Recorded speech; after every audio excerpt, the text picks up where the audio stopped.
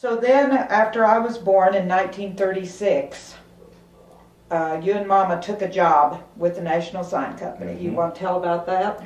Well, yes. I was acquainted with the man who had charge of what we call the roadmen. The National Sign Company was a growing organization putting up advertising signs along the roads. And the old gentleman who designed it, he was pretty smart. He designed a sign that was small enough that one man could take the parts out along the road and make a deal with the farmer to erect a sign on his property, and you could put it together and put it up, and it didn't take a crew. And the wonderful thing about that, as I look back, was that we saw so much of the country. We saw all of the states from the Canadian border to the Gulf of Mexico. I feel very familiar with the locations of all of our major cities because we spent time in almost every one of them. It was a very interesting job. It was simple enough. You'd go along and I had this sign. Now, for instance, I'm thinking Pennzoil. We had about 10,500 signs for the Pennzoil people. And we would have a man who would call to the distributor, or people who ordered their Pennzoil from a certain place.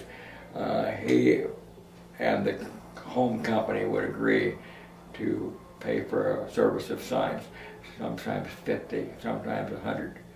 But and I understand they shared the expense. But my job was to go along the road, and when I hear where this sign would show up real good here, and I stop at the farmhouse and say, I'd like to put a sign advertising Pennzoil along your fence down there.